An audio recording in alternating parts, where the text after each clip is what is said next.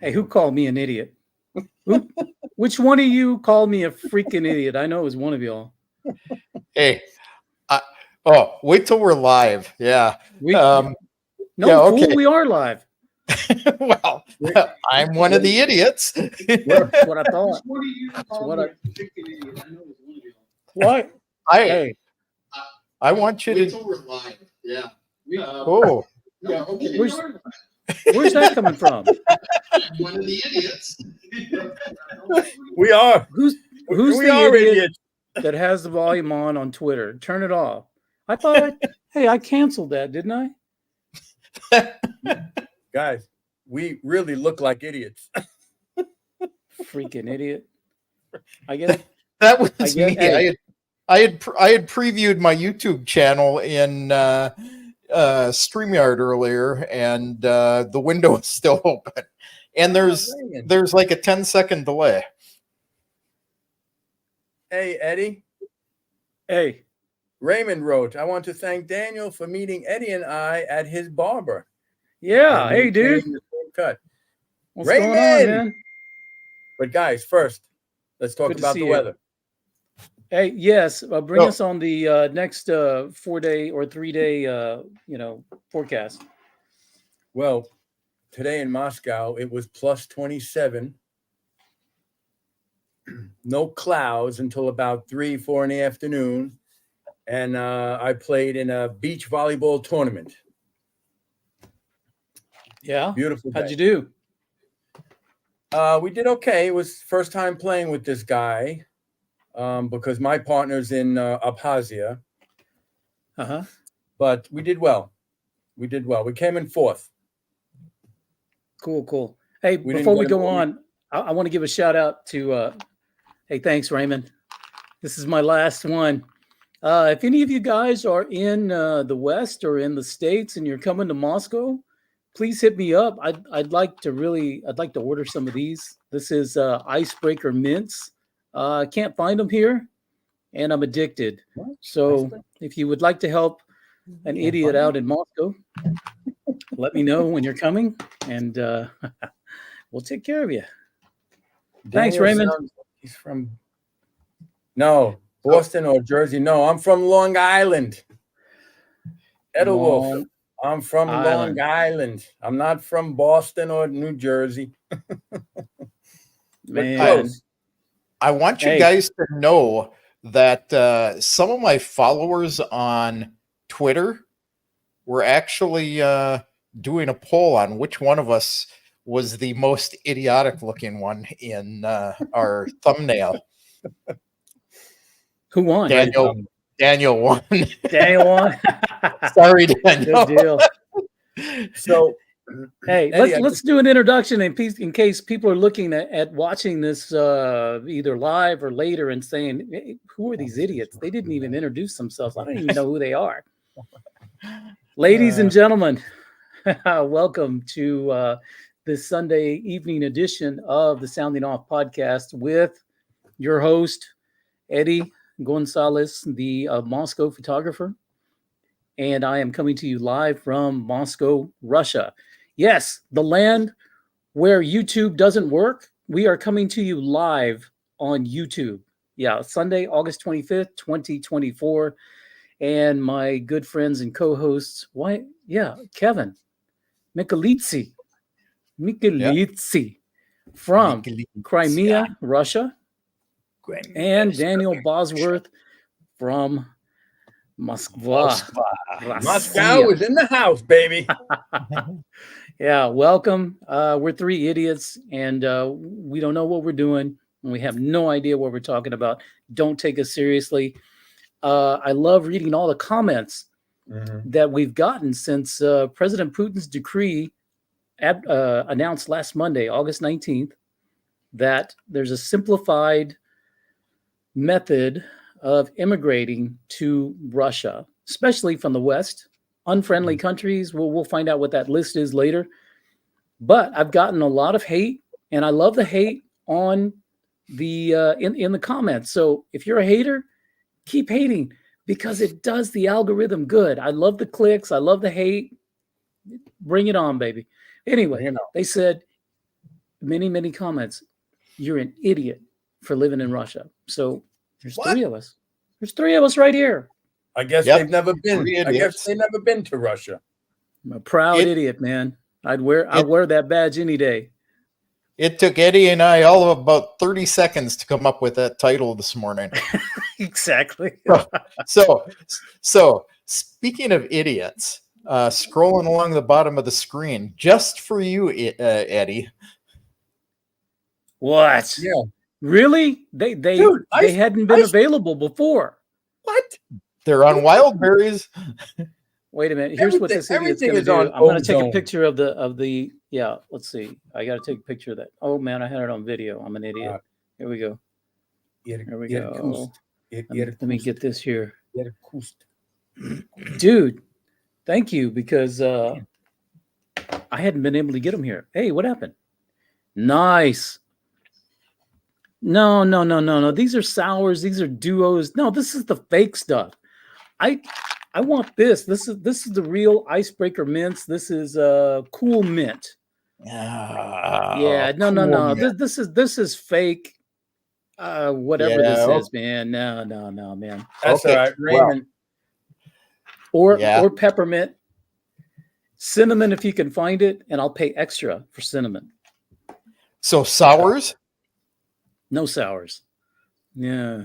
No, you want sours or you don't want sours? I do not want sours. Okay. So I have. So I'm an idiot. What can I say? I know you're an idiot. That's why you're here. Yeah. Check this out. Check out this burn, right? Living in Russia is awesome. Damn Skippy. Damn Skippy. Yeah. I was almost late because of burn, but that's all right. Guys, real quick, can we talk about RootTube? I think RootTube is allowing us to transfer everything from YouTube, right, to RootTube? RootTube claims they allow you to transfer up to 2,000 videos to RootTube. However, their interface doesn't work. Oh. I tried it, and you have to enter in your channel ID for YouTube, and it continually comes up saying it's an invalid channel ID, and I've done it with 3 of my channels. So it's just a broken interface. Mm-hmm. So I tried going on RootTube. I am not on RootTube, and part of the problem is we can't get monetized on RootTube unless we're doing Russian language videos. So because you just need so many followers, and it's the same problem as Rumble. Yeah. So I'm on Rumble, and here, let me look here. I've been on Rumble for about a year and a half. And how's that working? 5 channels. And I've got a decent following. I have earned over the last 2.5 years $2.23. So I've earned 3 cents. $4.59. 3 cents on Rumble. When was YouTube created? What year?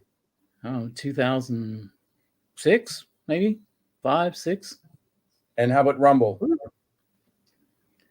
Rumble, 2016, 17, maybe somewhere around there. Oh, okay. So YouTube was around a lot longer. So this is what I'm earning on RootTube over the last year and a half. Most of this income is from my wife's children's channel. This is Rumble. This is Rumble. So party time. Woohoo. I can almost buy a cup of coffee. Well, you could buy me a cup of coffee. Yeah. Okay, so absolutely. Okay, go ahead. We are not done. No, we have topics. We actually have topics. Yeah. So why don't you let everyone? Why don't you let those who are listening to us on X/Twitter know why they aren't finding us on X/Twitter. Okay, guys. We're idiots. All right. We didn't test this out before. We watched a couple of YouTube videos and we thought we knew what we were doing, and we didn't test it. Oh, dude. What? Yeah, right here. What's that? This is from Sendel. And are you kidding me? 10,050 rubles for a pack of 4?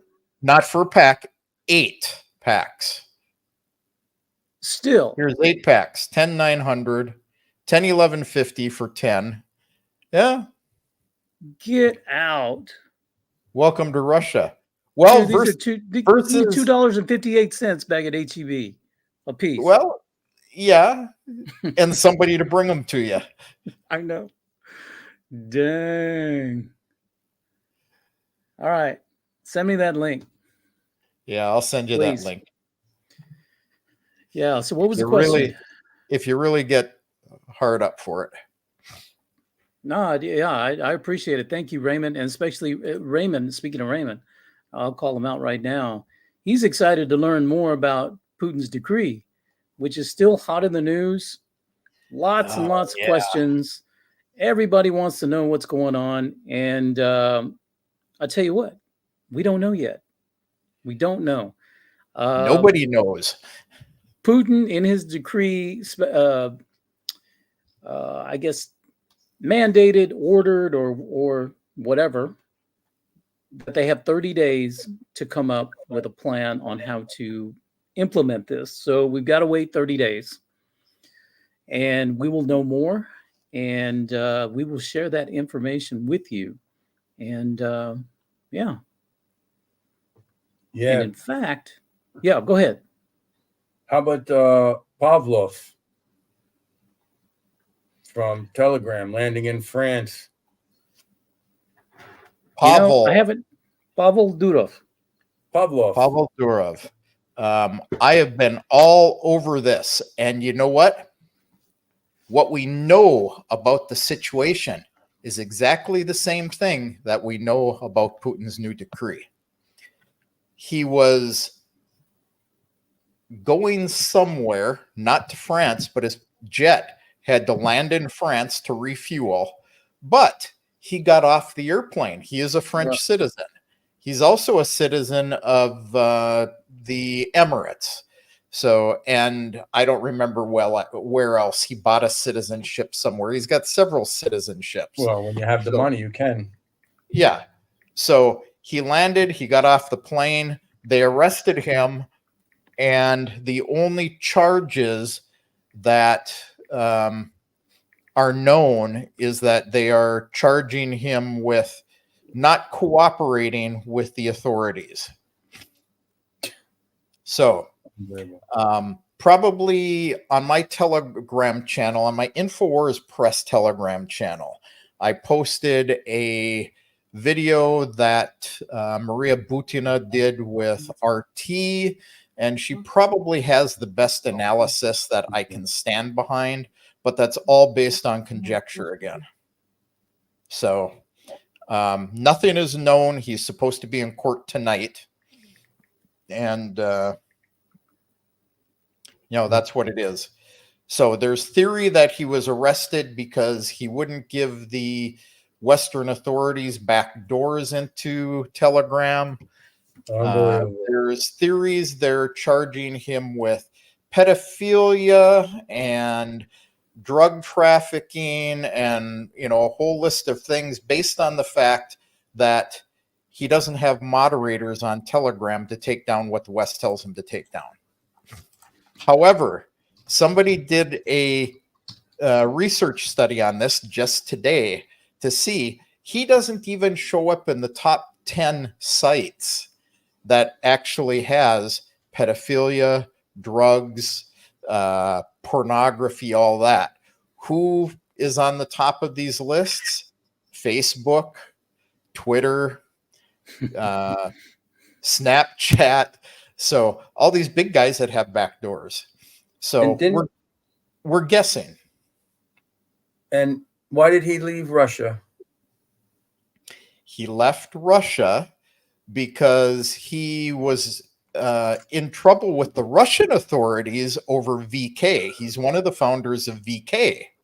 Oh, and he was his mother is Ukrainian, and he was a supporter of Maidan. He refused to pull down that same thing the West does. He refused to pull down pages supporting Maidan, to turn over information on pro-Ukrainian supporters in 2014. So he got in trouble for all of that. Recently, he's been in trouble with the Russian Federation because he hasn't given a back door to the FSB to Telegram. So he left and he said, the country is not for me. I'm never going back. However, the only guys trying to bail him out in France right now are the Russians. Mm-hmm. So even though he got in trouble with them, like Maria Butina said, you need to go watch that. It's an 8-minute interview she did. It's a good analysis. But as she said, whether you like him or not, he's a Russian citizen, and the Russian Federation will do everything they can to get him out of jail. But it will likely take years. Wow. So they're already working on a trade deal. But again, she says it'll take years. Much like for her, she spent, 2.5 years in prison, or 15 months, something like that. Wow. So I have a friend who's American. I'm not going to say his name. We were talking today on Telegram. And, he wanted to come to Russia. There's some project that they were going to start in September. He's a journalist. He's been a journalist. He's been in the field for like 35 years. You guys know him, but I won't say his name. And I just asked him if he was coming because I want to be a part of this project that he's starting in September. But he wrote this to me. I had hoped to come to RF in September, but with the Gestapo pulling people off planes and ransacking homes, I'm going to stay put for now and hope that the Nazis won't be able to nab all the descendants. Then talking on Scott Ritter will take up a lot of their time. He's preparing a strong defense. So he's afraid. He's afraid to leave the U.S., get on the plane, And then I just wrote to him, terrible times, man, for America. And he wrote, yeah, I'm usually an optimist, but I'm also bluntly honest. This is it. The end. The USA as a free country is over. Forever. Gone. People need to let that sink in and stop thinking that things can change. They won't. So, the tides have turned, in this part of the world and that part of the world. Things are different, It's scary to think, I haven't been back in 5 years to visit family. And I'm a nobody. I'm just an idiot American living in Russia for 13 years, raising my children with my wife. I've done interviews in the past, and I was a couple of years ago, I was asked to speak at a conference at the Civic Chamber of the Russian Federation, but still, I had a strange phone call a week after that conference 2.5 years ago, or 3 years maybe already. So I just don't feel comfortable going back. And I'm not even I teach English. I'm not even a full-time, I'm not even like you guys. You guys are more popular than me. But I'm still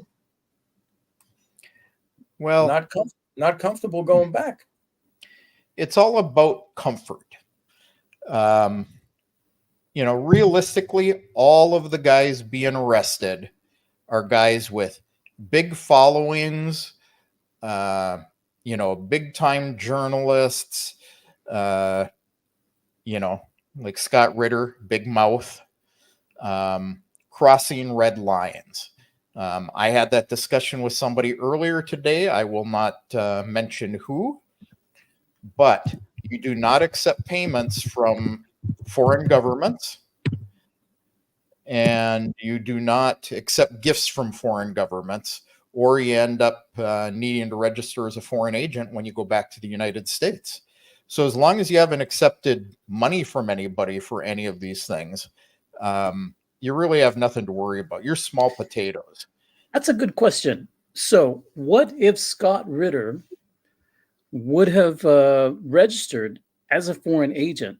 What does that really mean? Is it simply just a piece of paper to acknowledge, hey, man, I received some money from a foreign government? Or does it restrict otherwise maybe some of your rights, some of your abilities, maybe employment with the federal government? Or what is the purpose of declaring yourself as working on behalf of another government? I don't know what it means if you register as one. I mean, RT International is registered as a foreign agent in the United States, and they still operate. Wait, guys, maybe it's just an acknowledgement that you're being, they can hold you up and say, well, see, everything he says is propaganda because he's being paid by the Russian Federation. Perhaps that's just an easy way to label you as something negative and then use it as propaganda against you, which in kind of makes more sense. Yeah. Go ahead, Daniel. What do you mean register as a foreign agent? That just went over my head. What are you guys talking about? If you receive a payment from a foreign government or a gift from a foreign government, and they are involving you in things that, let's say you're receiving, I'll give you a clear example, and this is where Scott went wrong. Scott's case, they're going to find something to arrest him for anyway because they want to shut him up. He's embarrassed them since Iraq. But Scott's claim in front of TV cameras, and he doesn't realize that he just admitted what he did, is that he's a journalist, and when he does work for RT, they're paying him for his journalistic work. Reality is RT is partially owned by the Russian Federation. So by accepting a payment from RT, who's not only owned partially by the Russian government, but is also registered as a foreign agent, he has to register as somebody who is being influenced by a foreign government. So he talked about they took gifts that he was given out of his house. Again, it's crossing a red line. You don't take gifts either. What about this red line? Well, this is the thing. He's special. Yeah, exactly. It's a way for them to just go after somebody that they want to shut up. Something they can hold over their head. But so when you're labeled when you're labeled a foreign agent, what does that say?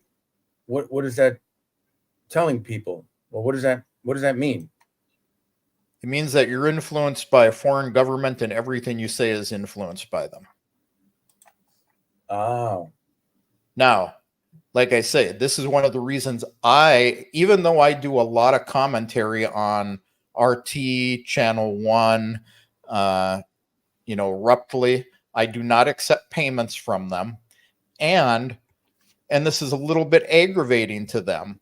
we do what Scott called editorial meetings before each broadcast. And we have a discussion about what they would like to have me talk about. That is giving me direction on what they want to hear. Now, the way I aggravate them a bit is I go off script often. I know what narrative they're looking for, and I'll talk about that, but I'll say, but the other side of it is this. So, it's a fine line to walk. I have the respect, but it's one of the reasons I don't take payments from them for what I do. Very fine line. Guys, I just want to let everybody know that we have 11 comments and questions to get to, and some of the topics that we're going to cover are more about Putin's decree. We're going to talk about that. We're going to talk about how idiot we are. Yeah, that's on there too. We're going to talk about a little bit YouTube. We're going to talk about how Canadians can move to Russia, and we're going to talk about RFK and all that. So all that's coming up, guys. Bear with us on the conversation. Go ahead, guys. Say again? I just wanted to interrupt just to tell people, hey, we've got your questions, we've got them highlighted, and we're going to get to them because we've got a lot to cover. How excited? RFK. I like at the RNC, baby. I've always liked him, and this was all part of the plan. This was all part of the plan. Really psychotic folks, man. Okay. Somebody just got sent to 404. Okay. Yeah, I really like the guy. I always have. I don't agree with him on 100%, but a lot of the things that he does say, I agree with, especially his stance on big pharma and how it's influenced the Food and Drug Administration, and then how that influences the health of a nation, how it affects healthcare in America, how healthcare is prioritized by managed care and insurance companies, and it's a mess. Not only is there bureaucracy at the FDA, but there's bureaucracy also in education, which he's talked about. So yeah, there's some stuff about it that I'm interested they're playing a game. The white hats and the black hats, right? The good guys against the deep state. They're playing a game. Yeah. And sometimes people are going to say things just to throw off the other group. You know what I'm saying? So right. RFK now it was at the RNC. I think it was all planned. I think that they're like I spoke to Kevin about this, about fifth generation warfare. This is you're playing what, 3D or 5D? Well, big moves don't just happen overnight. There's some planning. I know, but they're there are things that are planned to happen in the future already. I mean, they have to use the media, they have to use people to throw off the other, so everything that RFK is saying, he might just be saying some of those things to throw off the other group. Could be. This is a comment here on the Scott Ritter deal, is that, yeah, they're basically going to try to ruin him with lawfare. If they can't get him criminally, this is exactly what they'll do. So they will get him criminally as well. Yeah, if they can, they will, because they have in the past. So what they're charging him with doesn't really have a defense. I'm going to give her another plug. Get a copy of Maria Butina's book. You can actually read it free online in English, but read the first chapter. It is the story 100% as it's happening with Scott right now. The FBI comes and searches. They're your best friend. They're respectful. Then it'll be a congressional hearing in front of the Security Council. And then it will be charges. Wow. So and it will be charges of conspiracy. And there really isn't a good defense against conspiracy.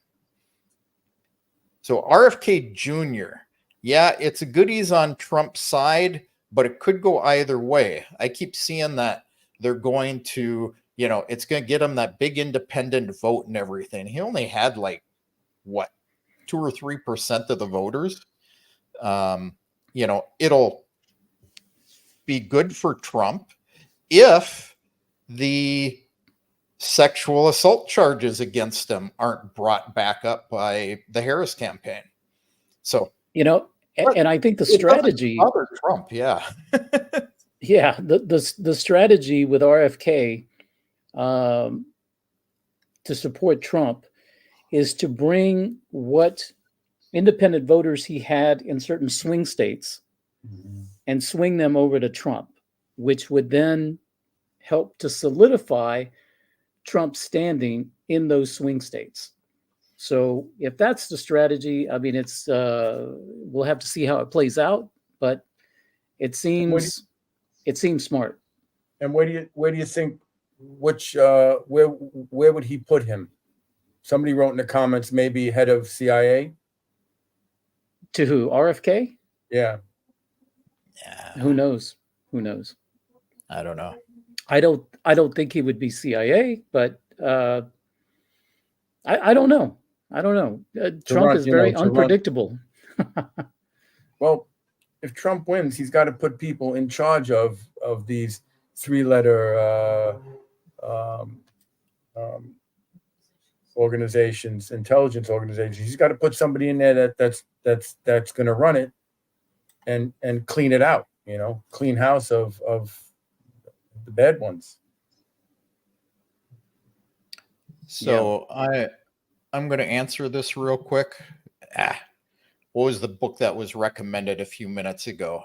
Maria Butina, Prison Diary. If you want to read it online, it's online in Russian. But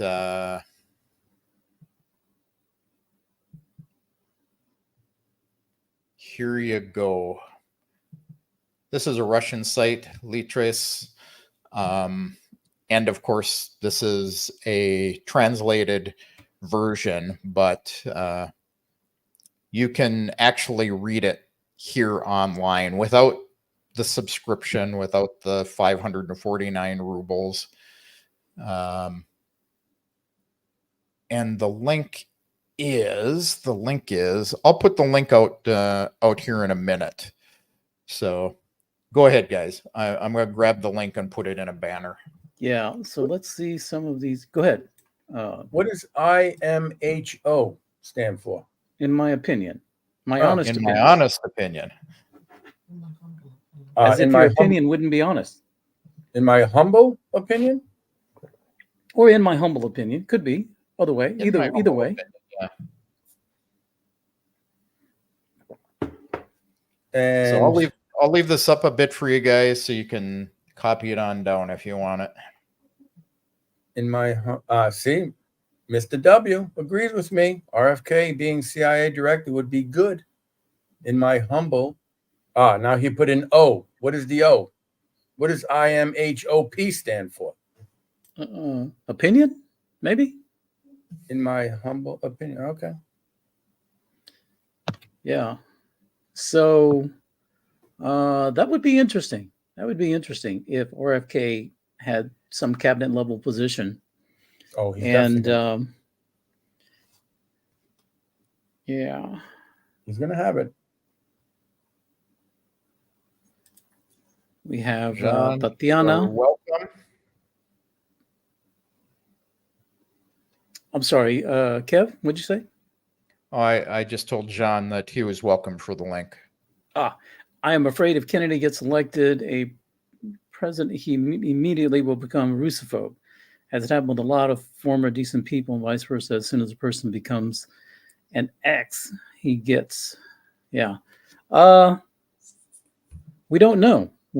But I have a suspicion that the powers that make a person in an elected office or government become Russophobe may have met their match. At least we hope. At least that's what Trump says. That's what RFK says. He wants to get rid of the deep state. Trump wants to get rid of the deep state. Trump is surrounding himself with people who say they want to get rid of the deep state. Hopefully it'll happen. They've been doing it slowly. Slowly but surely. They're doing it. You know, it's a long battle. I think he's got a snowball's chance to get elected president. I mean, obviously not in this election, but Chris, you can find Chris let me just put this out. You can find an interview by John Mark Dugan on his Rumble channel Bad Wolf titled Interview with Alleged Russian Spy Maria Butina. Second interview. Yeah, John Mark Dugan. He's a great guy. Hey, you can find my interview with her on my YouTube channel. Send me the link to that. And, Sergey, hey, man, I'm going to address you. I don't know how many freaking accounts you have. I don't know how many personalities you have. But to come on here and to agitate, man, it just doesn't sit well. And you acting this way doesn't make you look like hey, Yankees, go home. You know what I'm saying? So I'm sorry, but if you have any more personalities, you will be banned. And he's gone. Thank you. Well, yeah, I played in a beach volleyball tournament today. We had 3 courts of men's tournament and 3 courts with women, all Russian. I was the only, American, but I'm Russian too. But everyone there, pleasant. I've been in this community now, this volleyball community for 2.5 years. Everyone knows me. There's no problems ever, So this guy writing this stuff like Yankees go home and stuff like that,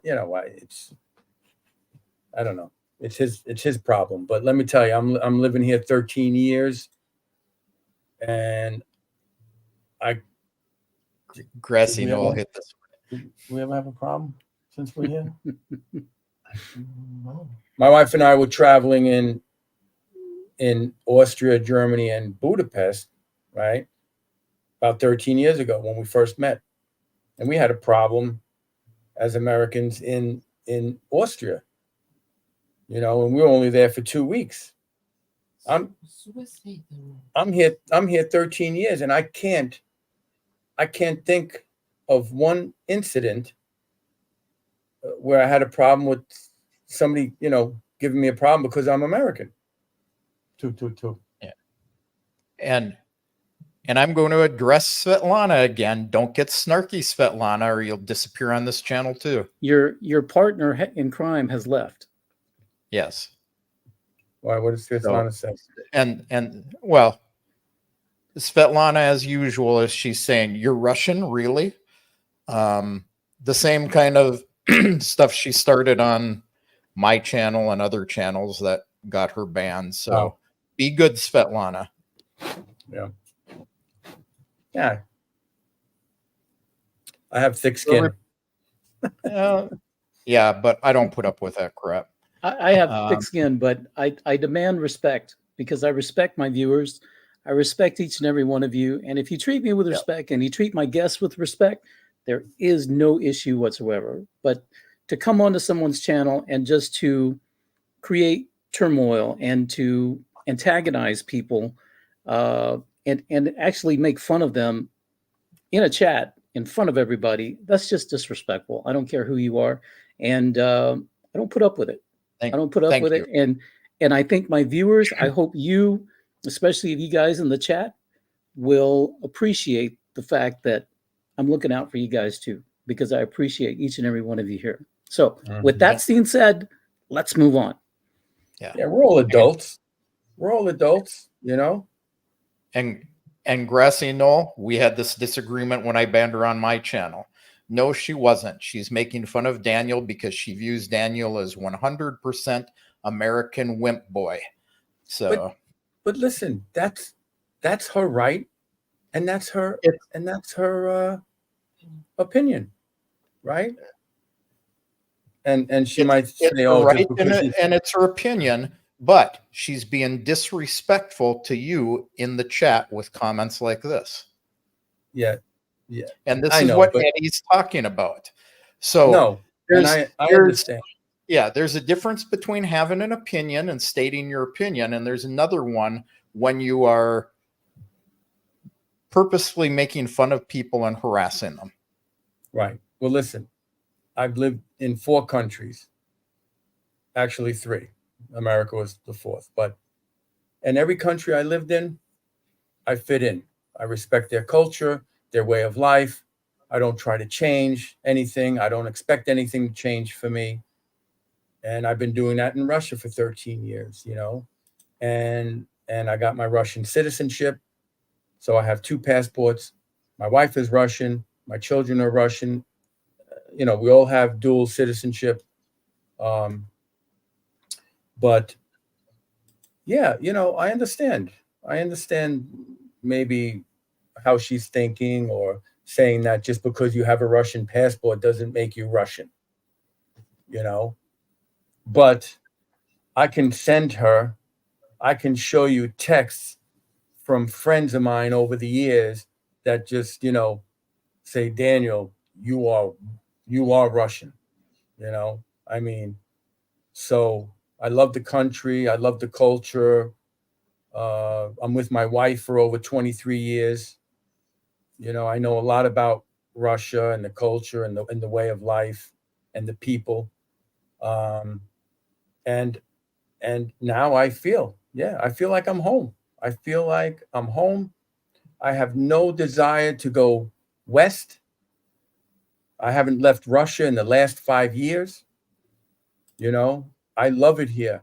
I've been the happiest. I'm in my mid-50s, and the last 13 years of my life has been the happiest years here in Russia. So, I respect Svetlana. I understand, Russian people and maybe how they Svetlana think. Yeah, here we go again. Svetlana is now putting a lie out in the chat. I did not tell her to kiss my ass. I'm going to tell her now to kiss my ass as I am banning her. Goodbye. Пока. До свидания. I'm happy for Daniel, but and he isn't goodbye, Grassy Knoll, because I know you'll leave too, because you are her boyfriend or whatever. God only knows. But look, she wrote, I'm happy for Daniel, but he isn't Russian. And, I understand what she's saying. Yeah, but she's harassing you, and a majority of the chat is supporting that viewpoint that she's being disrespectful. Right. So, and I'm not disagreeing. But yeah, guys, I just like the viewers to have a good impression and feel good, and to enjoy, to be able to express what they really feel. And what I feel in the chat is that there's a lot of excitement for Americans in Russia and wanting to know more about their life, their lifestyle, what it's like to live here in Russia. I see that excitement. I see that interest. And that's what we want to provide. That's the information we want to provide. And when we have trolls in the group that are just here to antagonize, talk about people, demean people, I don't put up with that. I don't. So. Well, let me ask you a question now. Okay, I was born in America, but my mom's parents are from Italy. My mom's Italian.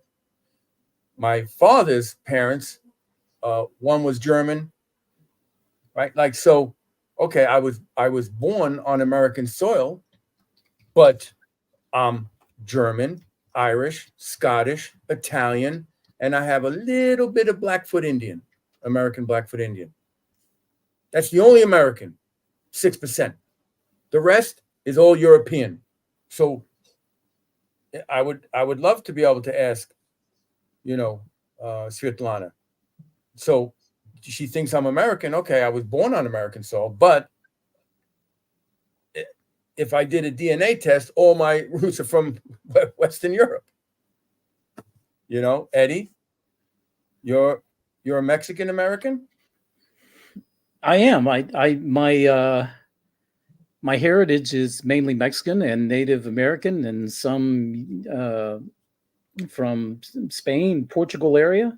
That's my heritage, and I happen to be an American because I was born on American soil. That's what I'm saying. So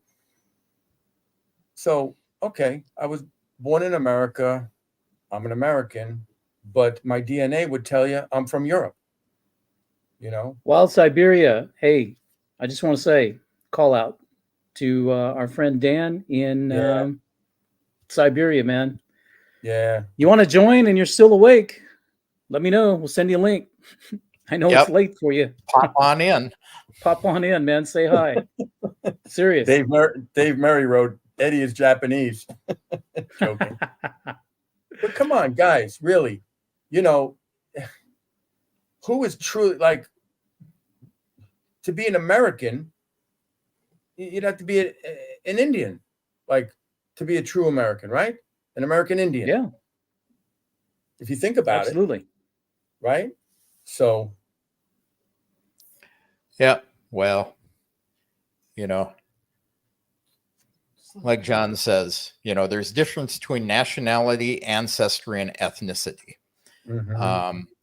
Ancestry, I'm Italian. Nationality, I'm Russian. Dan's Russian. So, ethnicity, yeah, and Chris Malcolmson says the Irish are here too. So, but yeah, piece of paper doesn't make you anything. I mean, if it's the piece of paper, I'm Lebanese, I'm Italian, I'm Russian, I'm American, and about 3 other countries as well. So, guys, good question, because I don't know much about JD Vance. Alex Bandara is asking, what do you think about JD Vance? What am I hearing? Like, before he was really, like, he's Christian, right?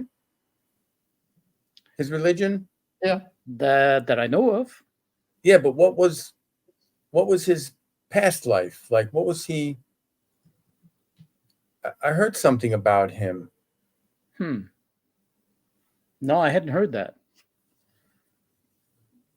I don't know where he's about his past, but I heard something like strange. I don't know. He was a hippie. What more do you need to know? Was he always in politics? He was Appalachian hippie, I think. Yeah, he was not always in politics. I don't remember his background. I rarely hold things like that in my mind. When I need something, I know where to find it. So, I was in Fort Knox for 6 months, Edelwolf, in Kentucky. That makes you a Fort Knoxian.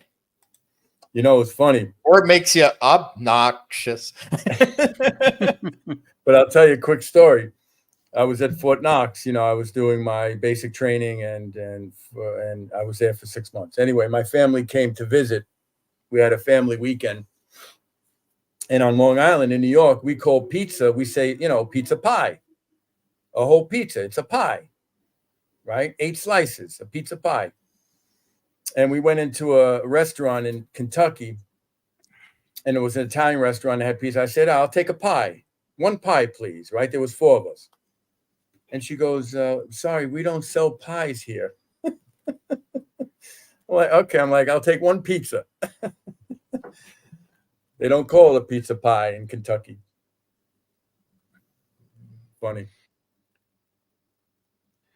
Yeah. So Southern U.S. I actually know who Southern U.S. is, but it's a valid comment on the thing. Americans judge Russians in America too. And they do not treat Russians like Americans. So it's true. My daughter was raised in the United States, as American as they get. But because she has a Russian heritage, ancestry, and a Russian passport, she gets unending crap from some people in the United States, people that are disrespectful. And that's kind of what we were talking about. Other people on the other hand are perfectly fine with her. They treat her well. She was in Italy, had a woman screaming at her because the woman didn't speak English. My daughter doesn't speak Italian. So you've got an Italian woman speaking Italian, and you have my daughter speaking back to her in Russian. And then the words come out. But most people treated her great. Now, part of it's her surname, but, mafioso. Raymond Schmidt wrote, "We have more idiots in the chat than we do on the screen." Whoa! Oh Holster that weapon. Those are fighting words. Those are fighting words. Yeah, shots fired, man. In fact, let's put that one up. So we have got 15 questions sitting out there yet. We do. We got 15 questions. We got 122 in the live. So appreciate everybody being there. Why don't we just attack them, right? Yeah. Let's attack them. We're going on an hour now. Yeah, guys, what if Western countries forbid immigration to Russia as a list of countries is announced by the Russian government? So you're saying that Russia lists the United States or say the UK or whatever as an eligible country, and then the US says you can't go. So yeah, they can't forbid the immigration, but they can forbid you leaving the country. Will that happen? I see a lot of people swimming, doing the reverse swim across the Rio Grande. Yeah, exactly. Yeah, right. So, Koshka MGU, I don't see that happening. But no, I really don't see that happening. But that's crazy to think that they can stop you from getting on a plane going somewhere. Well, they did it to Scott Ritter, so. Yep. Right here, one thing I wanted to comment on, idiots or not, you guys should stick together and support one another, at least online. Too many internal squabbles. Well, we try to minimize those internal squabbles, as you have seen this evening. So what I want to address is, I was talking with, I had, my wife and I had dinner with another wonderful couple. One of them is in the chat tonight. And we were talking about this, and we're talking about how the expat community here in Moscow, especially Russia, because now I know expats all over Russia, tend to be a really kind of close group. And I'm so lucky that almost every expat that I've ever met, whether they're American, whether they're from UK, Ireland, Germany, Thailand, South Africa, because these are all expats that I've come to know, are some of the nicest people you would ever want to meet. I mean, down to earth, take the shirt off their back and give it to you. That type of person, I mean, it's just awesome. That's been my experience. I don't know about you guys, but for me, it's just been awesome. Mm-hmm. Yeah, I mean, that's my experience with, Westerners and Russia in general. We've got very few of them in Crimea. Chris, my Irish buddy out there, we're good buddies. But, I find that, again, Russians are pretty darn good with us too.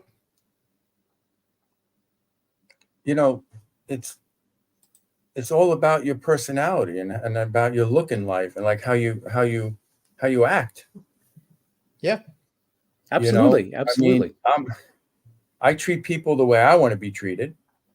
Golden rule. And like I said, 13 years. I just go. I just went up to a group of guys over down the street a little bit. There's this new gaming place that opened up 24 hours, and I just walked right up to them and said, "Hey guys, are you gamers?" And they're like, "Yeah." And I'm like, "Look at all these nice cars. It's always so expensive cars that it's a very high class gaming place. They have a restaurant and 24/7." But I just walked right up to them. Didn't even. Usually I'll say hello in Russian and stuff, but they were young, in their mid-20s. I said, "Guys, are you gamers?" They're like, "Yeah." I'm like, "Look at these cars, They're like, "Where are you from?" I'm like, "I'm from New York, but I live in Moscow." "Whoa, that's awesome. Nice to meet you," and blah, blah, blah. Yeah. I don't know. This is my experience. This is my experience. Can't afford a new one. Yeah. Question for Chris. Where are you?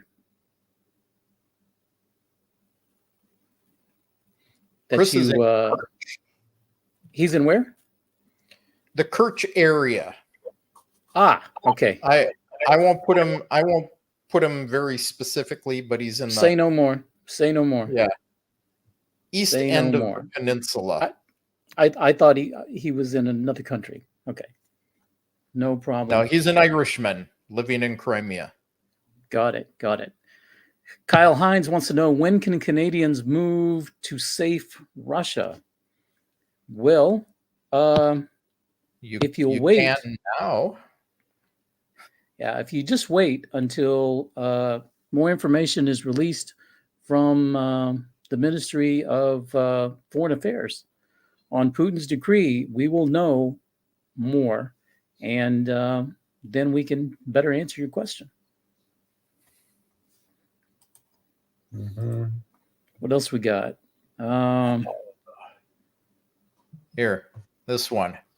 I know that Eddie and I are both monetized on YouTube. Not me. I don't make a livable income off of it. I do not make a livable income off of it either. I almost pay my internet bill every month, and it's not necessarily because of advertising income. Some of it is. A majority is donations from people like you viewers. The little $sign down there next to where you write a comment in. If you're in the West, you can click on that. You can make a donation, whichever channel you're watching us on.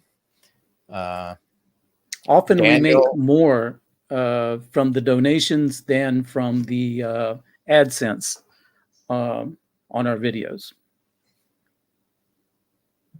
How can we? What's that? What was the question? No, I didn't have a question. Oh, okay. No, but I'm not like you guys. I mean, you guys are full time on. Hey, that brings it. Hey, let's get Daniel Bosworth over 1,000 subscribers, and let's do it now. Go to @Moscow Settlers on YouTube. Do we have the link on your down below? I should have it. We have Go it. to Well, yeah. I've got it in my channel. But we're in your studio. I think I put it on my channel too. @Moscow Settlers. Hit the subscribe button. Hit that like button. Okay, we need to get Daniel right over 1,000 subscribers, and then we're going to work on that 4,000 watch hours in a year. Yeah, which he's got a video on there that we shot together at where did we shoot that at? Oh, at Patriot Park. Mm-hmm. No, yet at Victory Park, Park Победа. Yeah. At Victory Park, showing the NATO tanks. It's a very interesting story. And then I did another video. Go watch that video. You'll learn more about Dan. Then go over to my channel, watch the second video about that. You're going to learn even more about Daniel because he's a very interesting guy. You're going to be glad that you subscribed to his channel. You're going to be glad that you gave him that thumbs up. Let's get him over 1,000. How many do you have right now, Dan? You're about 680, close to 700. 678. We're going to make a campaign now. From now on, we're going to get you over 1,000. Go over there right now, and then come back to the video. Come back to the live once you do that. Thank you. You bet. So again, you guys, you know, Dan's replying now. Dan Castle. He's at by call. I said he might as well join us since he's up and out there anyway. But he's on by call and doesn't have good internet. So yeah, he's out walking because he wants to see the sunrise. Lucky guy.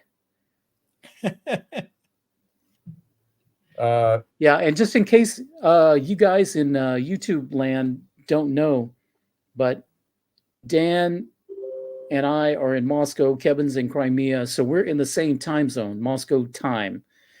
It's currently what? 9:40. 9:40 p.m. Moscow time, but over where Dan is in Siberia, it's plus 5 hours. Yeah, so 40 a.m. Yep. It's 2:40 a.m. out there. And the sun comes up really, really early. So he's going to see it pretty quick. So, but yeah, you guys work hard, man. I mean, you guys are interviewing, doing videos, and you're on different platforms. You know, for me, it was, I'm doing I love this question, man. Yeah. Actually, no, the internet does not work in Russia. It doesn't work in Russia, and it's just a miracle that we're actually going out on YouTube from Russia. Well, I'm hooked up to my satellite phone. Oh, you're on a satellite phone. Okay. Yeah, we don't have internet in Moscow. Well, Eddie and I are working on 2 tin cans and a string, a long string. Long. Here it is, in case you want to see it. There's the string right there. Yep. And here's the other end of it. Wow, I'm up to 682. Thank you, guys. Hey, let's do it some more, man. Let's do it. Thank you. Oh. So, hey, what else we got going on? Somebody was asking about Telegram again. Had the app over a year ago for a few days. Never got used to it. I think I downloaded connect anyone beyond my oppressors. Actually, Ronald, it is one of the more private chats. You get a lot of news off of it from the front lines, both sides. You get a lot of propaganda. So it's like anything else. And believe it or not, it is not as secure as everyone thinks it is. Somebody I met today. And on the Telegram front, yeah, for a while, Russia was trying to ban Telegram, but they never got over it and they dropped it. So I love this question. How to transfer wealth to Russia when you move there. Do it. I'm Eddie and I both hate doing websites. Eddie got his up in one day, and it's an awesome site. And if you don't have it in a banner, Eddie, you need to get it in there. We need to advertise. Let's see where the banner is. All right. First of the plug tonight.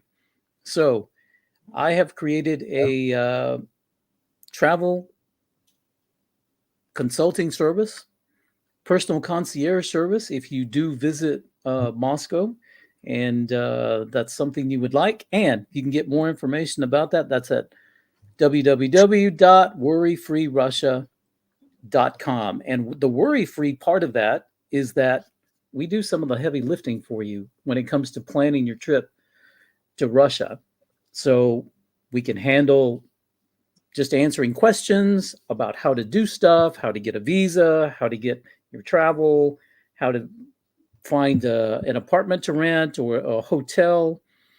Any question you have, you've got a friendly face and a friendly source of information in Russia.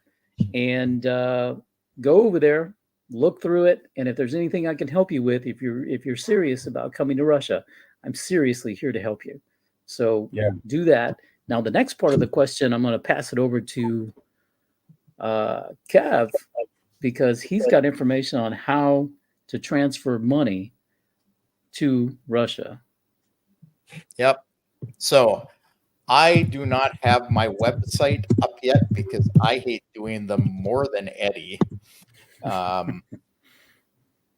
It will eventually be dollars to ruble.ru.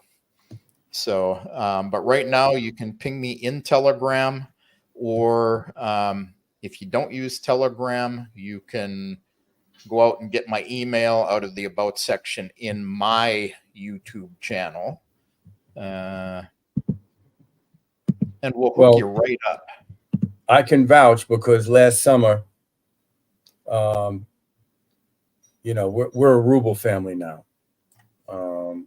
We have the one account in the States, but so last summer I was in a pinch and I needed whatever dollars I had left in my account there. I needed to get it here ASAP. So Kevin hooked me up, and I think we got the money here by the next day. Yep. And actually, we've improved that a little bit in getting stuff here, and we've gotten the price down a little bit too. So, yeah, but you gave me a friend discount. You got the friend discount. So. Yeah. But so yeah, I mean, like I was in a pinch, like I needed that money, and it was like, boom.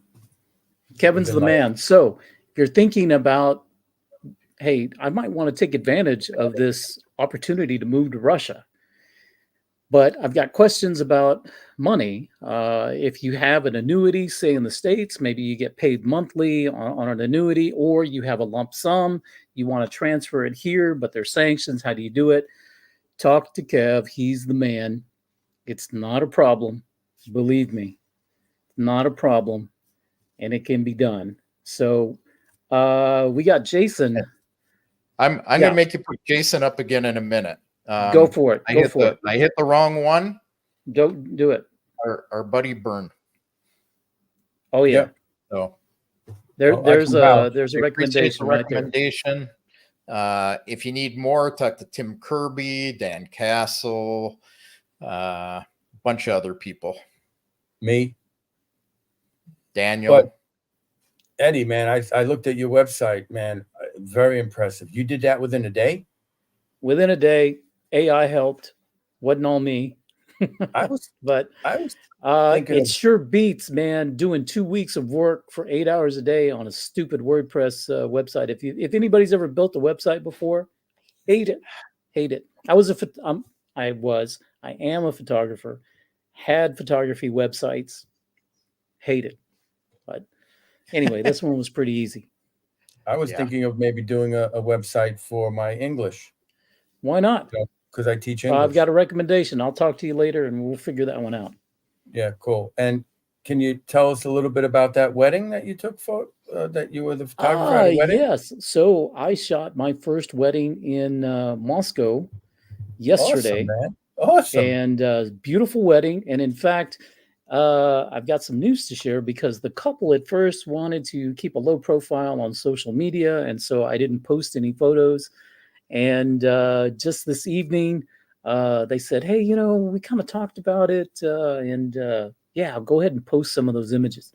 I just hadn't had time to work on them. I'm going to work on them, hopefully get something out this evening and just showcase some few shots from yesterday. But yeah, it was great. So they didn't want you to post. Are they influential people or are they famous people or? No. Just one is a foreigner and the other's a Russian. And because of, certain situations between countries and stuff, you know how it is. And it was a personal decision they made. I just want to keep it low profile. No problem. I understand discretion. But no, they said, no, you know what? Go ahead and share them. So we'll have something up soon. Right. But just to clarify, it's not between the two countries. It's between one country in the West that's causing the problems. Russia doesn't have problems with America. No. It's really kind of nothing like that. But Oh, gotcha. But yeah, it's cool. It's all good. Gotcha. Yep. Now, can I go back to Jason's, or you got something Go else? back to Jason. Okay, here's Jason Klasowski. Hey, do you know if the 3-year temporary visa allows you to vacation and explore Russia? Also, can you travel back to the original country for the temporary visit before getting permanent residency? This is an excellent question, Jason, because I can tell you that's the exact step you want to take. If you already have a 3-year temporary visa and you do not know that you want to make your home here in Russia, you don't know yet, you've never been here, get a 3-year multi-entry tourist visa. Come visit, look around, decide for yourself, then make a plan. Now, there is talk among some people that there may be the possibility that if you're already in Russia on a temporary, or rather on a 3-year tourist visa, you may have the opportunity to apply for the temporary residency permit while you're here in Russia. This is not written in stone. We don't know yet, but it may happen. So I would ask for you to be patient, ask this question in about another 2 or 3 weeks, and hopefully we'll have more information on it. And talk to Timur. Now, you may want to contact this guy. Talk about him. Yeah. I also, Timur is an immigration attorney in Moscow. One of a couple that I personally work with on a regular basis. I don't have the other guy's contact information here, but Timur is the guy. He's well connected with immigration and will take care of you. You can reach him on this phone number in WhatsApp, in Telegram at TBIS1980, and he's got a website, and I don't think I have it loaded up. So those are the places you need to get him. I did want to address one thing. This is not a 3-year temporary visa that Putin is offering. It is a 3-month temporary visa. It allows you to come, you bypass having to get a quota. So you come here, you don't have to take the language, history, law test. You get the 3-year visa in your home country if your country is on the list. You get the visa, they put it in your passport. You come here, you can go the next day to immigration and apply for your temporary residency. Wow. But you need the proper documentation when you come. So again, contact Timur about that. So what's the situation now with the Russian embassies in America? They're still working. They're not having problems. Do you guys know? They're still working. They're still working, but they don't work much for Americans. Well, the Russian embassy in the United States. He's talking about the Russian embassies in America, right? They've had to take on. Yeah, they've had to take on all of the visa processing, so they've slowed down a little, but they're still doing a whiz-bang job. So you can also get a Russian visa as an American in Canada and a variety of other countries. What's the one you can't anymore? Georgia, because Georgia doesn't actually have a Russian embassy. They used to operate out of the Swedish embassy, but they've been forced to close their doors by those darn neutral Swedes. Okay. Well, that's pretty amazing, man. If that comes through and people can come, no quota, no language tests, stuff like that. That's great. Yeah, we've got a question. I'd have to find it. Starred Eddie, but it was about have any of us watched any Russian films? So Rufus is asking. Yeah, I've seen Brat. It is. I've seen Love and Doves, Gentlemen of Fortune, Kidnapping Caucasian Style, Moscow Does Not Believe in Tears. There's a bunch of good ones. The ones I really appreciate are the old Soviet military movies. Mm. One of my favorites is Belaruskaya Voxal. This is Belaruskaya station in English, and it's a really good movie. It's available on YouTube, and I really recommend it. It's fairly recent. I want to say 70s or 80s, but it's a really good Soviet film. It's about 5 guys who were really good buddies during the Great Patriotic War. And so it's now in the 80s, 40 years later, and one of their buddies passes away here in Moscow. And these 4 friends all meet in Moscow to attend the funeral. A very good movie. I recommend it. Yeah. So much like in the UK, they've closed down a lot of the embassies and consulates. Same thing in America. They've closed down San Francisco, Seattle. So there's 3 in the United States, Texas, and New York and Washington. But I like the old military movies because they speak slowly. Well, if you watch a movie in YouTube, there's actually, you have the ability to slow down the film. Yep. And you can slow down the speech maybe to about 75%. I like listening to that way as well. Yeah. It's easier to understand when you can listen to it slowly. We've been going an hour and 17 minutes and we're getting bad on questions. Let's hit them, man. More and more. Why APAC doesn't have to register as a foreign agent? Because they run the United States government.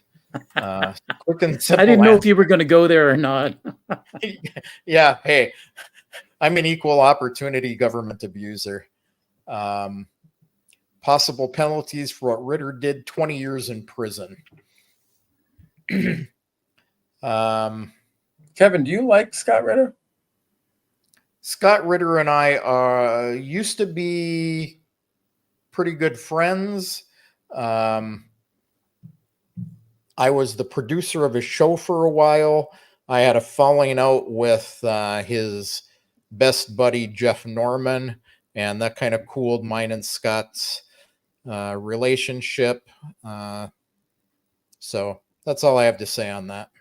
Gotcha. So I like Scott personally, but I'm not afraid to call him out on things, much like he calls me out on things. Just our personalities. How about Tucker Carlson? What do you think? They're not going after him. They're not going after him, but Tucker came to Moscow. He interviewed Putin, and nobody paid him to do it. He paid for himself. So they'll have to find something else to go after Tucker about. Wow. They didn't pay him. So he's just probably making money on the views from his videos or getting more subscribers or. Yeah. He has 3 or 4 more viewers than Eddie and I have. And yeah, let me put this up here right quick. Skriz Place, do I really have to go back to Texas to get a visa for Russia? I don't understand this. Are you already here in Russia? Put that down in the comments. If they're here in Russia, they already have a visa. Yeah, that's what I'm trying to understand what that means. And no, if you're in the United States, you do not have to physically go to the embassy to get it. You can go to the embassy website. They have an electronic form. You fill it out, you print it out, You gather the documents together, you can mail it into them. Well, you guys know so much more than me. So the I'm learning. Houston consulate, yeah, I Really? think the Houston consulate is open, but I believe the visa processing center may be It's closed. closed. But the consulate is still open, and you can actually go to the consulate and submit your documents there. Yeah. I'm always learning something new when I do lives with you guys. So how does RT still operate in the US? They used to be on the air on TV. Now they're not. They still operate there because the United States hasn't banned them. One of, Canada as well, as far as I know. But who knows? Governments. Okay, so well, just Skriz answered. He's in Tbilisi. He's in Georgia. So Armenia. Cross the border into Armenia, go to the Russian embassy. You can apply for a Russian visa there. Yeah. I have friends who have done this. So there you go. Mm-hmm. So Svetlana's not here, but I'm going to answer this anyway. Does it matter? Because it's related to Scott. Does it matter if one's being paid or not? If one is an American citizen in Russia, praising Russia and criticizing the U.S. publicly? How will that be for you if you go back to the United States? Personally, I'm not afraid to go back to the United States because I'm an equal opportunity abuser of governments. I'm willing to call the United States out. I'm willing to call Europe out. I'm willing to call Russia out when they do something goofy. So, that's all I have to say about that.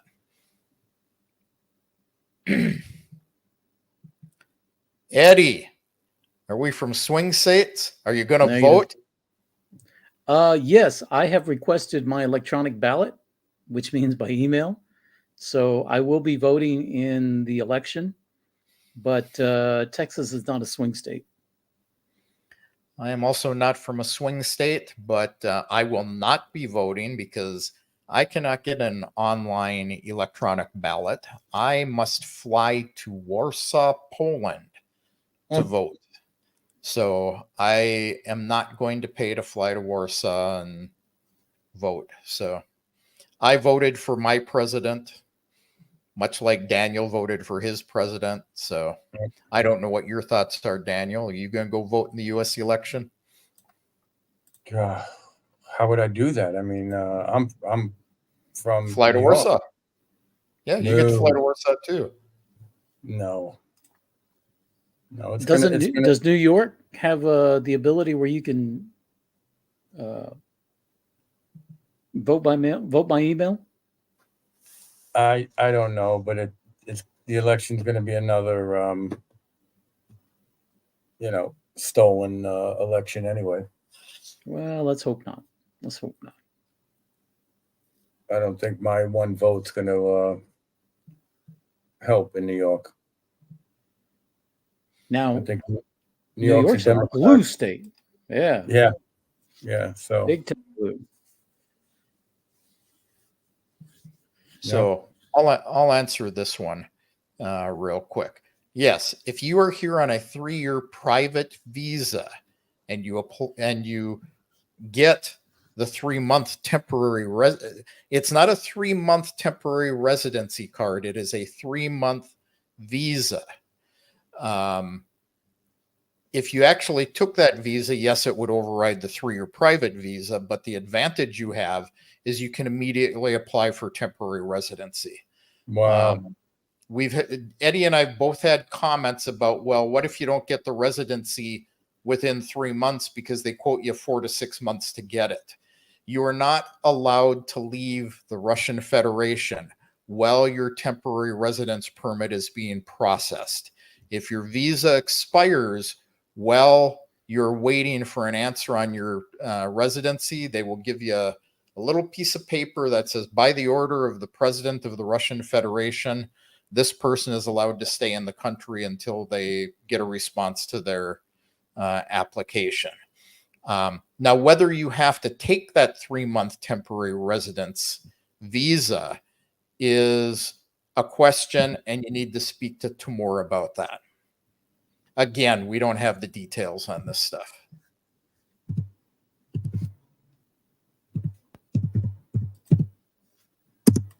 Go for it, Eddie. I'm trying to catch up on the chat. Okay, you catch up for a little bit, and we'll see.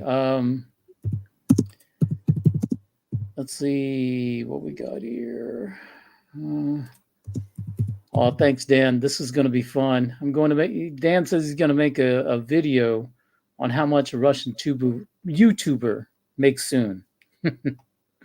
Yeah, this will be an eye opener.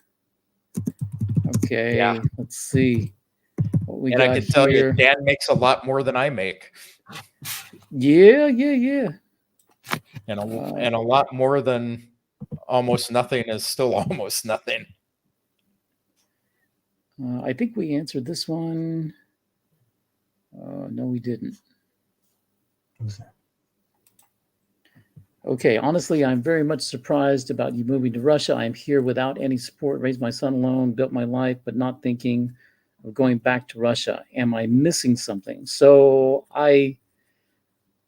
you infer that you are originally from Russia and you are now living in the United States. Yes, correct.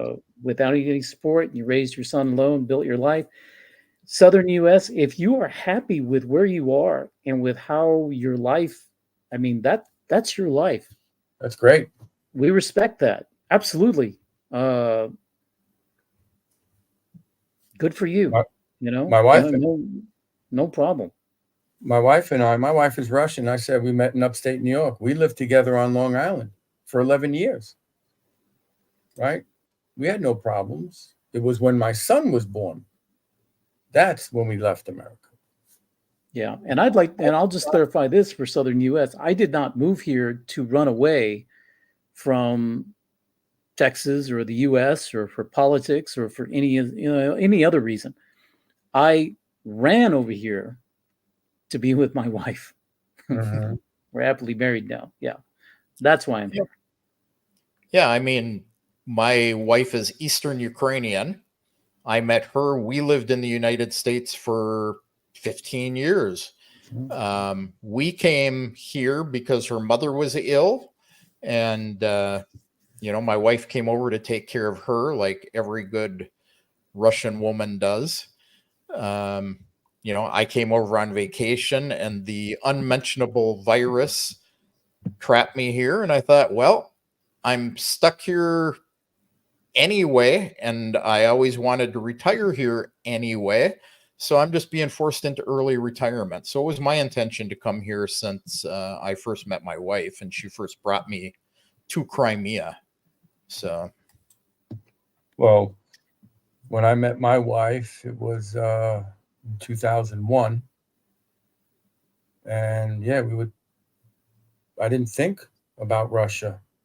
We lived 11 years together. It wasn't until my son was born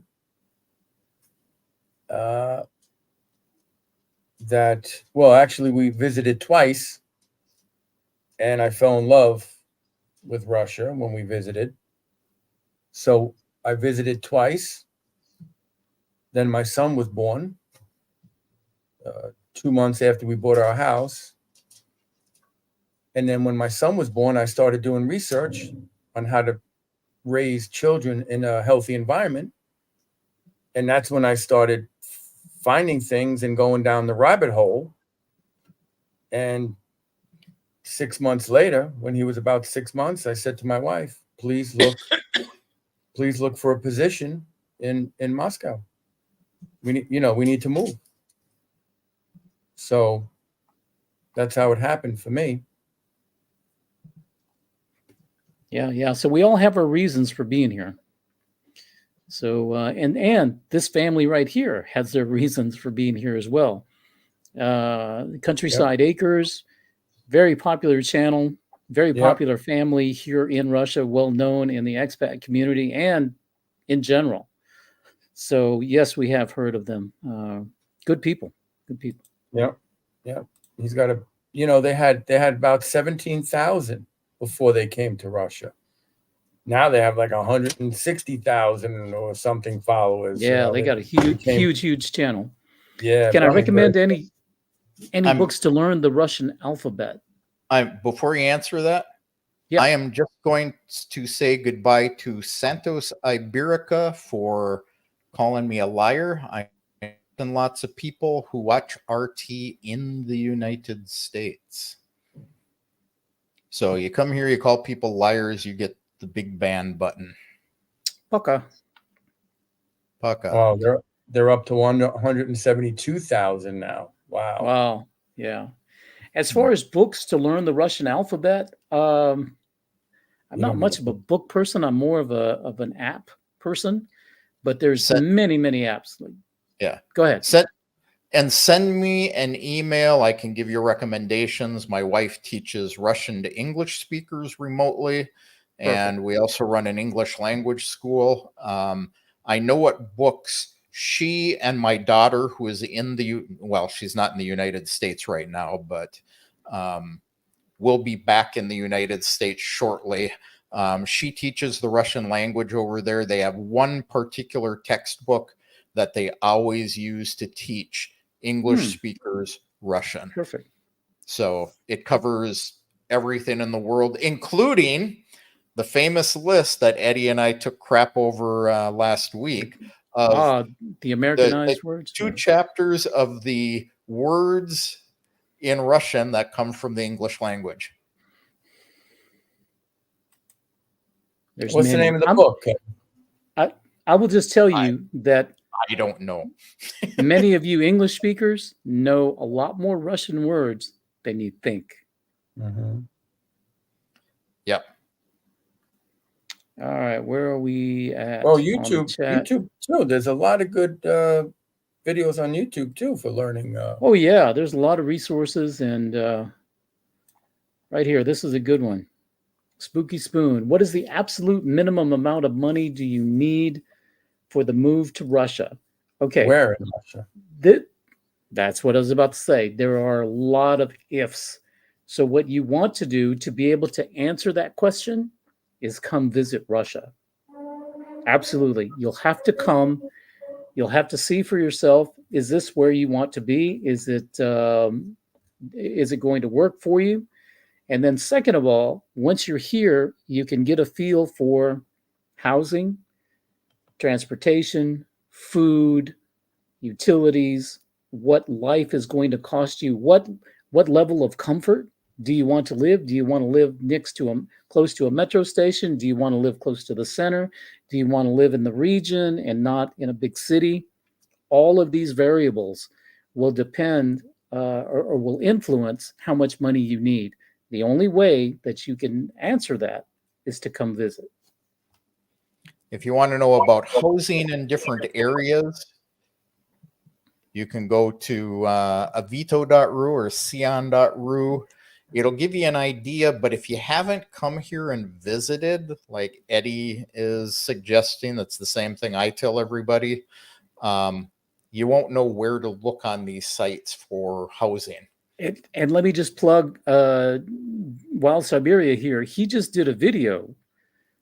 I think it's his last video or the one before on housing costs in Russia. So look up Wild Siberia and look on Dan's channel and look for a video on housing costs. $20,000, you can live a year even in Moscow if you really want. In my opinion, I think you could do it for less. You have to visit first, though. If you know the language, if you know zero language, it will be absolutely hard. Yeah, it will be difficult, but there's ways around that. But yes, absolutely visit first. And if you want a good resource, not a resource, but some help, www.worryfreerussia.com. Yeah. Eddie, you have anyone working with you with the website? In what way? Or is it just you? No, it's solo operation. Well, my CFO is my chief financial officer is Mrs. Moscow photographer. But of course, of course, we always kid about that. But so tell us a little bit then with your website. Somebody contacts you, they want to come. Are you helping them with everything, or are you outsourcing some things? It depends. It depends. So the way my website is set up, and I'll tell everybody why I had to do this, is after we had a live on last Monday when President Putin came out with a decree, and since then I have been inundated with questions about the decree, about moving, about life in Russia, you name it. I've got them on Telegram, I've got them on email, they're coming in on YouTube, and I want to help as many people as possible. I want to answer these questions. But I discovered that I spent 8 hours a day trying to answer questions, and it seemed that most of the questions that I was answering were from people who were just curious and not serious about it. And in sort of, I had to figure out a way to filter these requests so that I could really concentrate on the people that really genuinely want to move or want to visit. And I'm not really advocating that you come and move to Russia. I do advocate strongly that you come visit Russia for whatever reason as a tourist. So come visit Russia. So I created this website. I have 4 tiers of assistance. And the first, it starts with a 15-minute free consultation. And we'll have this consultation on Zoom. And you can tell me what it is that you're trying to accomplish, and then I can guide you as to what I would recommend, having made the trips back and forth from the US to Russia, having been now in Russia for a while, and I can help you with this. Mm-hmm. At that point, if you want additional services, then we can book in 30-minute increments, an hour increment, even 3-hour increment. And I can either work with you remotely, I can look up information for you, I can find information for you, I can do the legwork, in other words. But in order to do this and kind of filter out and have some time available to give you undivided attention, then I've had to seek a way to charge for my time. Mm-hmm. And it's not expensive, but if you're serious about moving and you want a direct answer and a definitive answer, this is the way to do it. Mm-hmm. Yeah. Cool. So you're an American citizen. You can't get a driver's license there without paying heavy fines. So when you move to Russia next year, you want to start off fresh with a new driver's license. I hope you speak Russian, because if you do not, you are not going to get a driver's license. If you live someplace like in Moscow, you don't really need a driver's license. You live in Crimea, you don't need a driver's license, but it makes your life a lot easier. The driving license process in Russia is not at all like in the United States. You will take first, you have to go get a medical, which includes psychological. You then have to take driving lessons, which usually takes 3 to 4 months to complete. You will take tests during the driving classes in Russian, and you will need to know how to change a tire on the car. You'll know more about the engine than you ever wanted to. Everybody has to learn this stuff. Then you get to go take the written test at the police department on the computer in Russian. They do not offer it in other languages. If and when you pass that, then you get to go take the driving test. And the examiner sits next to you, and he'll tell you, ne prava, ne leva, turn right, turn left, make a U-turn. So it's a difficult process. Now, saying all of that, paying heavy fines in the United States, it would depend on what you're paying heavy fines for, because you can immigrate to Russia if you have like a DOI on your file in the United States, but it will show up in your FBI background check. And whether or not Russia will consider you for a driving license very well could be influenced by that, because Russia has a zero tolerance for driving with alcohol in your system. I mean, and when I say zero, I mean zero. Wrong one. This one. Where am I? Yeah. So we are broadcasting on 3 different channels live, on Moscow Photographer, on American Crimea, and Moscow Settlers. So depending on where you are watching and the viewers that are watching along with you on each channel, this is a limitation of YouTube. It will not, it doesn't aggregate all the comments in the lives on everybody's channel. So you may not see everybody's comments. Apologize for that. It's not, yeah, go ahead. Yeah, we see them because the studio that we use aggregates them all. Right. But we don't know necessarily which channel the comments are coming from. So this is why you will sometimes see strange comments from one of us that is not answering something that was asked in our channel. Right, right. It's just a limitation of the system, but yeah, that's what's happening. All right, guys, I have to head out. Understand. Yeah, we need to head out pretty soon too and close out some of these questions. I'm up early tomorrow. I have lessons, early. Hey man, just answer this question and then you can leave. If you lived outside of Moscow, where would it be? Oh, I responded. I said there are so many. Oh, you did? Oh, okay. Well, in the comments, I just said there are so many great small towns to live in. Now, my whole life in Russia, I'm in Moscow, and I've traveled around Russia. But if we're talking like Moscow Oblast or outside of the Oblast, so many towns, you can live in.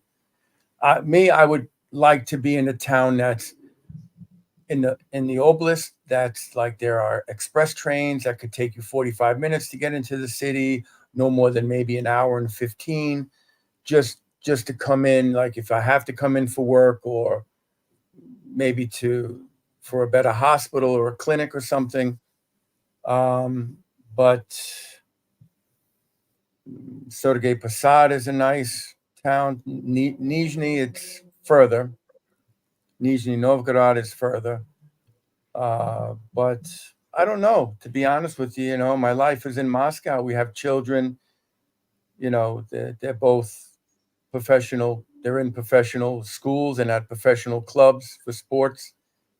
Like we wouldn't, Vladimir is also so many nice places to live,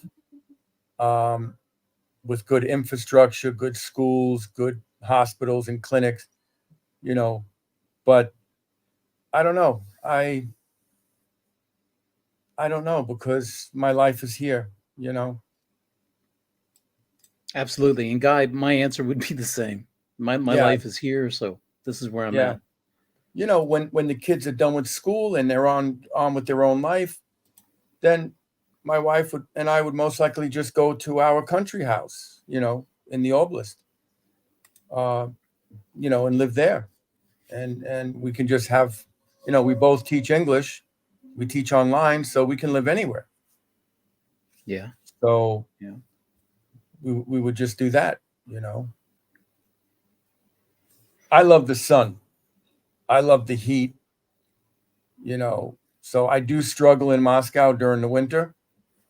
I do love real winters with sun and it's cold. The snow is crunchy when you walk on it. We don't really get that much. And, we might get a few weeks of that in Moscow. But for me, I wouldn't have a problem moving down south. I would. I would love I hate to live. humidity, and I really don't like heat. Oh, I So, love it, man. I love it. Yeah, Today been there, done that. I'm in, tomorrow's plus 29. So after my lessons, I'm going to go get my Speedo and do some sunbathing. Oof. I don't need the mental picture, man. But okay. All right. So since you guys and on are that note, since go you guys ahead. are since you guys are answering this, I'm going to answer from the opposite perspective. If I All right. lived outside of Crimea, I'd love to live in Moscow if it didn't get so damn cold in the winter. But I have a comrade out here, and oh, here we go. So you like the heat? Go to Donetsk. It's been hot there. Crimea's been hot. The advantage A-grade tech and I have is we get to see occasional fireworks and lots of interesting stuff going on in our lives, but a lot of aerial air shows. Yeah. And Crimea is humid, but one advantage we have over Donetsk is we get a nice Turkish breeze constantly. When it's real hot here, we get a hot wind. So I don't like that. The humidity knocks me out, man. Like if it's real humid, I have like no energy to do anything. I like a dry heat, But I remember when I was flying from New York to Texas to go to Fort Hood, and when we were landing, they're like, "Yeah, the temperature is 107." And I'm like, "What?" The guy next to me is like, "Don't worry about it. It's a dry heat." Mr. W says Belarus is probably safer bet than Donetsk. Yeah, but it's cold there. Mm-hmm. Yeah, I'm hearing really. I'm seeing. I saw a video. I forget the independent journalist who's down there now in Mariupol. Yeah, Mariupol. And people are coming back. They're moving back, and it's the beaches are, like it looks really beautiful there. Yeah, it is. I know some of the construction guys doing work there. It is a beautiful, beautiful city now. Yeah, maybe it's probably a good idea to buy some real estate there now. It wouldn't be a bad idea if you're up to the risks, but the Chechens, they're the ones who are basically rebuilding Mariupol. Yeah. And they do beautiful, beautiful work. Yeah, wonderful. And speaking of work, we can answer this question. Do you have to be a full-fledged citizen to be able to apply to any and all jobs? No. You can apply for a job with a temporary residency permit. Yes. So President Putin's decree not only would allow and speed up the process for foreigners from unfriendly countries to come to Russia, but also immediately be granted the right to work. Mm-hmm. Yes. All right, guys. Thanks for having me. Oh, Dave Murray. Very nice. Thanks, Dave. Appreciate it. Absolutely. But thanks for having me, guys. It's been a while. Mr. Weatherman, thank you. I appreciate you guys thinking of me. We could tell it's getting cold in Moscow because our weatherman is not in his swimming suit. Thank God. No. Tomorrow's plus 29. I could put on my Speedos for the next live if you want. Oh God, the mental picture of that, man. Gee. Hold on. Keep it rated G, man. I gotta tell you a quick story, guys. Man, when we first moved here, after the first summer, I'm like, was like a typical American wearing a long bathing suits, like down to my knees. And after the summer, I'm like,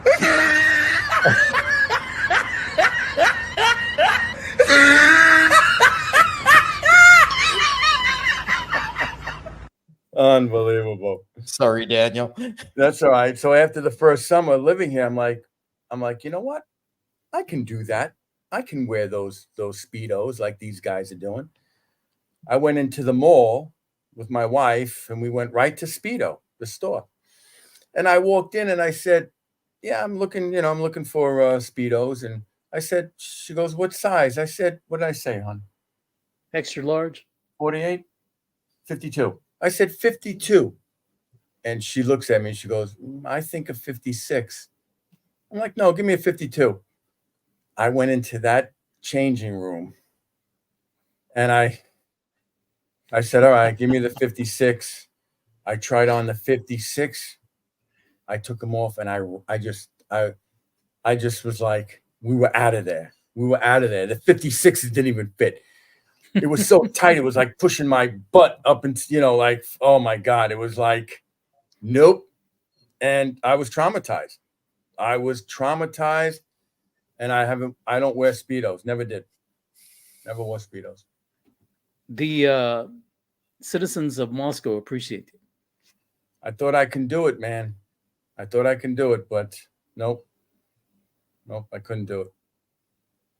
All right, guys. All right, and man. She was Have a being good night. Nice. She was being nice because I said 52. She said, I think 56. She probably wanted to say 60. Size 60. But anyway. All right, man. Have a good night. Thanks for having me, guys. Yeah, goodbye to all the followers. Yeah, Daniel. Have a good one. Yep. Ciao. You got it. Okay. Yep. Where we at? Let's see. What Russian dishes do we like? I like golubtsi. I was until I moved to Russia, I was a big fan of, what's the beef dish they're so famous for? This is how much beef stroganoff. And, I cannot eat Russian beef stroganoff. When I had it in the United States, it actually had spices in it. Now it's all mushroomy, right? Yeah. Here it's bland. No, it's I have the same comment about Russian sausages. I hate Russian sausages. They all taste like hot dogs. No spices. You want a spicy Italian sausage, you get a hot dog. You want a mild Italian sausage, you get a hot dog. You want bologna, you get a hot dog. Kolbasu, kolbasa is sausage. If you get sosiski or what they call sausages here, it's like a hot dog back in the States. So I'll tell you all this. I love Mexican chorizo, the fresh chorizo. Make it in the morning, mix it with eggs for breakfast. Love that stuff. Can't find it here. Well, we found Mexican chorizo at Metro, which is like a Sam's Club here. Yep. Decided to try it. I tried it, and it's like the Russian version of it. So it means it has very little spices in it. It barely had, that red color of paprika. With chorizo has a lot of it. So I have to add spices to it just to get it somewhere near it. But it's actually, hey, kudos to them for trying. On the way to Napa, there's a big, they call it a Western import store. They have a restaurant there. You can get an English breakfast, which isn't very English. They have chorizo, and it's basically a hot dog with a lot of red pepper. They they don't really have chili pepper here. They call it krasny pepets, which is red pepper, but it's a lot of it. It was inedible. Borscht. I like borscht. Pelmeni is good. Shashlik. I love shashlik if it's done right. And shashlik is actually a Caucasian dish, I believe. It came here from Caucasus region. Same thing with plov. I like plov, but it's not Russian either. So I don't know. Those are my favorite ones here. Yeah, that's about the same. If I really want my favorite dishes or not, they're Georgian or Uzbek cuisine. Those are my favorite here in Russia. We have a Lebanese place in town here that I like a lot when they're serving Lebanese food. When they go to the Tatar food, it's a little old. Chris, I'm going to hold you to this, buddy. And if it's really good, I'm going to send some up to Eddie. Please do. Yeah, appreciate it. All right, what do we got here? This is a good one. Do you get SSI in Russia? Not I, because I'm not old enough. I do because I retired early. I do. Technically, I do not get SSI in Russia. If you live in Russia, it used to be that you could go to the embassy and you could get your check. And the problem is Russian banks don't take checks, so you couldn't cash them. So it gets deposited into a U.S. bank account, or your other option is to have it direct deposited to a Greek bank account. Those are your two options. And from there, you have to use somebody, dollars to ruble.ru or my Telegram channel, and I can help you get your money here. So it's not a big issue. Hey, Rufus Ray, where are you close to La Michoacana? What city, brother? Let me know. Tejas. Man. Yeah. If you're in Tejas, oh my gosh. Yeah, La Michoacana has good variety of Mexican food, man. Let me know where you're watching from, Rufus Ray. Pack it up in some dry ice, ship it here by courier, Rufus. Just make sure it's got enough ice to next time I keep go to it Texas, cold for 3 weeks. I've been thinking about doing that. If it can hold for about 48 hours, man, I'll bring it. Oh, Guy Charles is a Brit fresh to Moscow, looking to move to Crimea in the spring. Much of an expat community there. Come to the Yalta area. We've got quite a few Americans here, a bunch of expats. I'm not an expat. I'm an immigrant. I am a Russian citizen, but yeah, we've got a good amount of people around. So, particularly in Yalta. And what part of Crimea do you DSN live? I don't know who DSN is, but I live in the Yalta region. Chris lives in the Kerch region.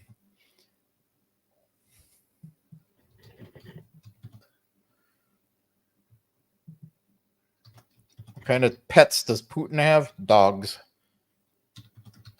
I have a dog. Dalmatian. Moth. I have a black cat from Texas named Titan. Yeah, my dog's name is Sam. And he's old, deaf, and blind now. Oh, man. Okay, any of you guys concerned at all about my opinion? No. Me too, no. And I live where they would strike pretty quickly. I have no concerns about this. Yeah, I won't go any further into that. What is age requirement for retirement now in Russia? Or in the U.S.? I don't know. Russia is, they changed not too long ago. Was it 55 for women and 65 for men? I'm not sure. It used to be. I don't remember. Retirement age in Russia. In the United States, you can take early retirement at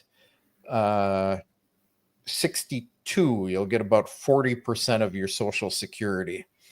If you are not a Russian citizen, you will not be able to retire in Russia and collect a Russian pension unless you work in Russia and pay into the social system.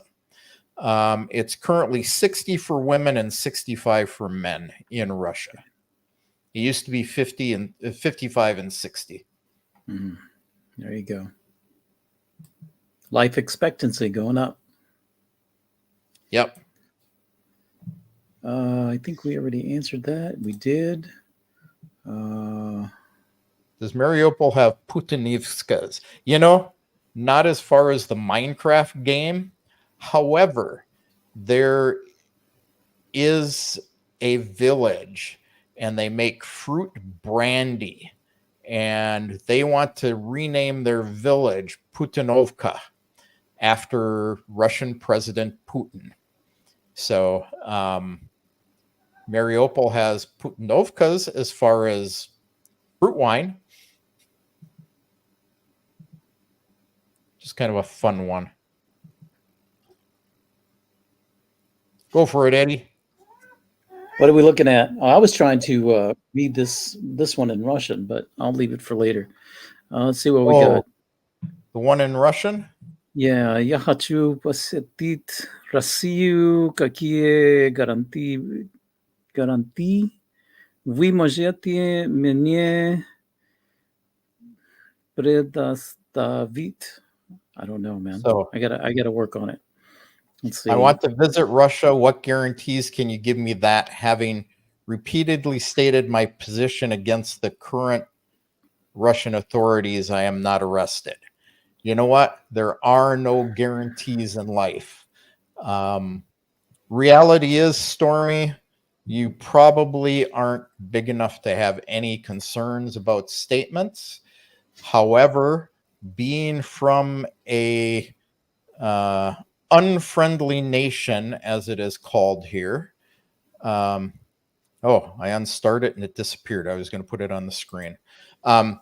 Anyway, being from an unfriendly nation, they will likely question you at the border. They will want to see your social media posts. They will go through your phone, Telegram, Facebook, Twitter. And if you have anti-Russian sentiments there, you likely will not be admitted into the country.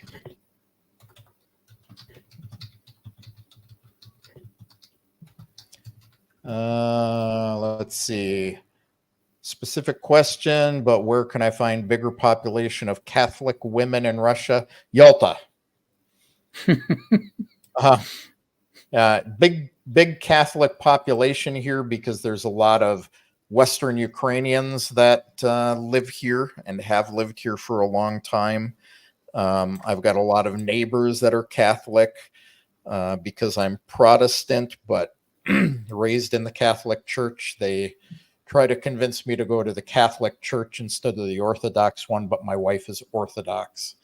So there are Catholic women here because of that.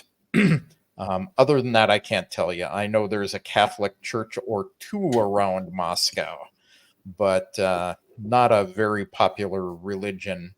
It really takes the Western Ukrainians, Polish, a lot of Italians in Crimea. So,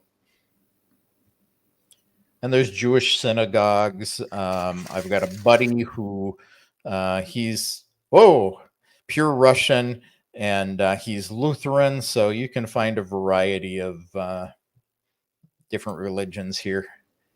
Yep, my cat is about to destroy my light, so going to go off screen while I take care of my cat.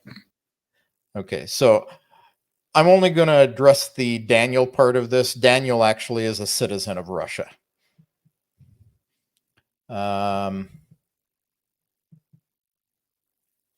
Is there medical school in English? No, there is medical schools. You will find English speakers there. The English speakers tend to be from, oh, what a gorgeous cat. The English speakers tend to be people who are, from other countries, but you will get taught in Russian. Because you'll be seeing patients that only speak Russian. So you're going to have to learn the language. Good place to learn it, though. You can take Russian lessons if you're going to medical school in Russia.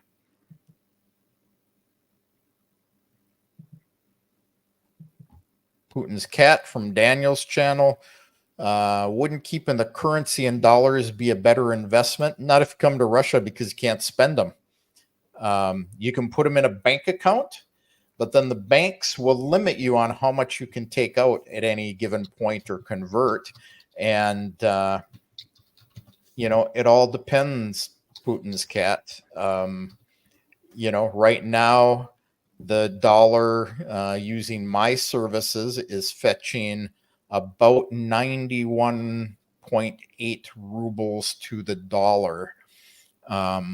So you could keep it in dollars in your bank. You could convert it when it goes back down to 85 or 60, or, God forbid for us Americans, 30 again. It wasn't all that long ago it was that low.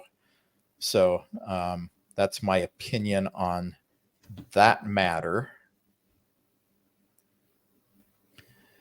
And a Kevin question, and then what do I know about the progress on a BRICS currency? Is it expected to be announced this year? They've been talking about a BRICS currency, and even if they announce it, which I doubt this year at the BRICS meeting, it will take several years to implement it. So don't count on it. Yeah, those commenting about Titan there. Yeah, he's my best buddy.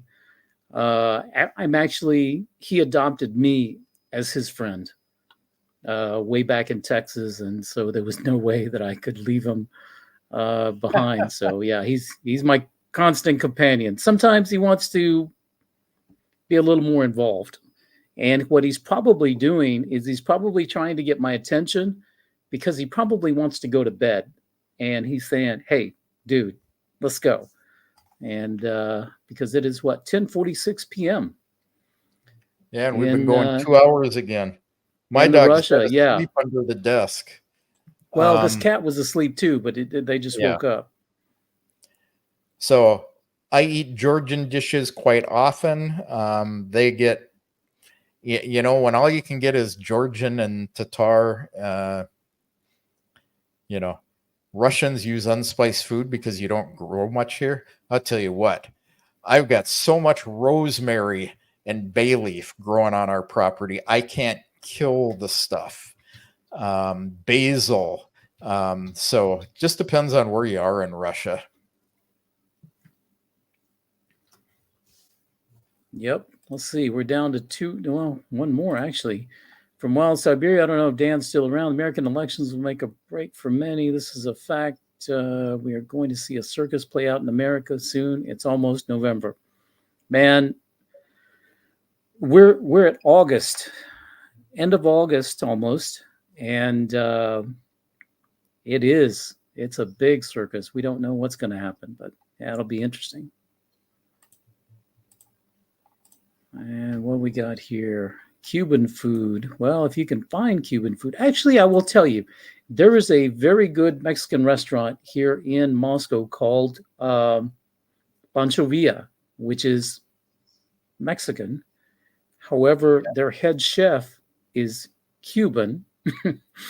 But they do have, your typical Mexican cuisine, tacos, birria, bunch of different sopas, which are soups, things like that. It's really, really good. That's a place where I go. So, yeah.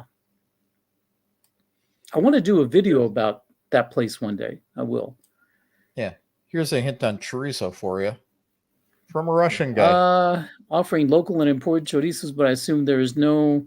Now, Pitrochka does have chorizo, but it's dry chorizo, and it's from Spain, and it's like summer sausage. So the chorizo that I'm talking about is actually fresh sausage, uncooked, and it's really just a very simple recipe. It's usually the neck of a pig. Oh, the famous change the battery. So I will, at this, can you bring your old boxer dog when you move to Russia? Yes, you need a international passport. The dog has to be microchipped. You get the international passport from the USDA. and you take it to a specific USDA approved veterinarian. They will give you the proper vaccinations, make sure the dog's chipped, stamp everything. You fly into Moscow to like Sheremetyevo airport. You must, according to Russian law, and I had a former Russian woman arguing about me the other day that they never enforce this. You can just walk through the airport. You don't have to worry about it.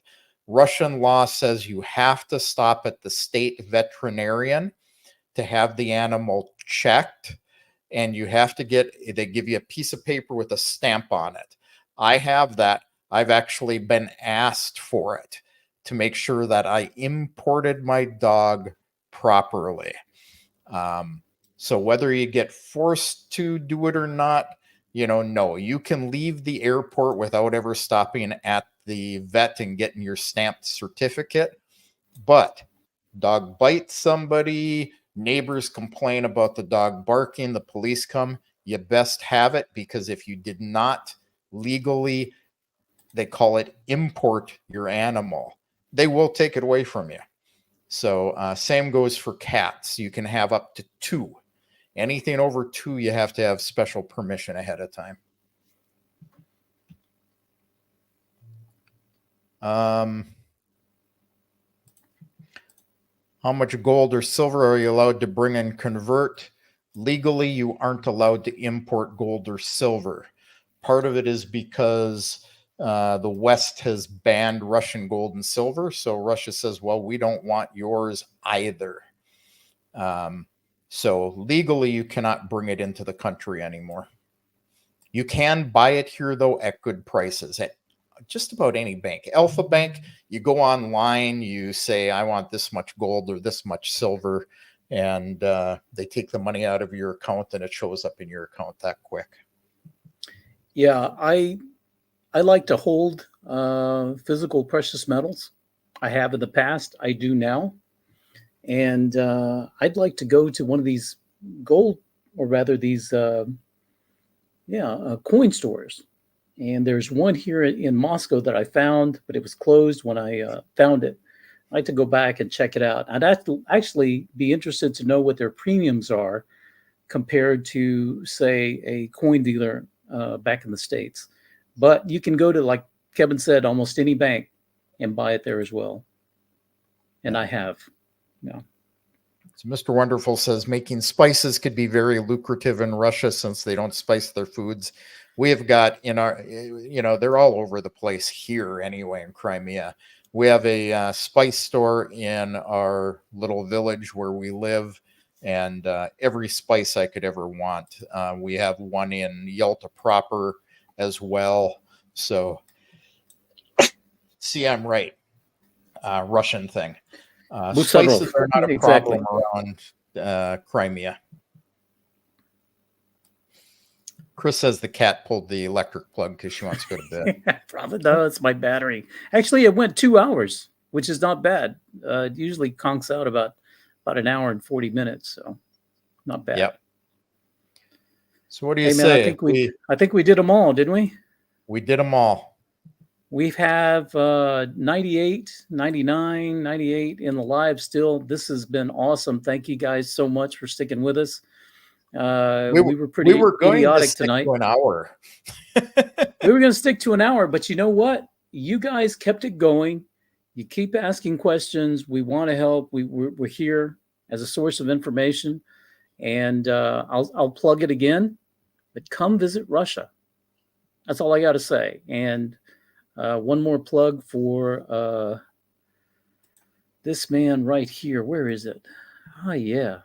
So if you have questions about money and bring it back. Get bills passed in Congress that'll protect me and you.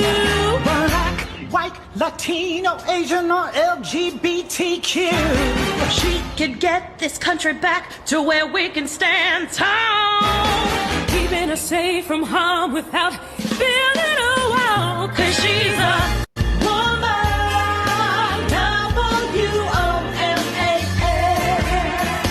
say it again. She's a woman. K-A-M-A-L-A.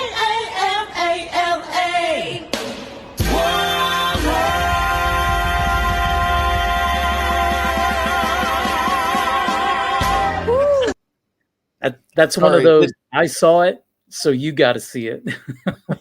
Yeah, sorry, I didn't mean to pop that over. No, we're good. Your promo for me, but for some reason, whenever I put something in the studio, it just goes up right away. Yeah, it So, automatically just does yeah. that, man. We are simply doing our part to get Kamala Harris elected. So all of you who love the sexy American women, make sure you vote for Kamala Harris. Absolutely. Thanks to each But and yeah, every one of you for this joining us. This Yeah. is Where am I? Money. over there. Right Yeah, down under there. you. So you guys need concerns about money transfer?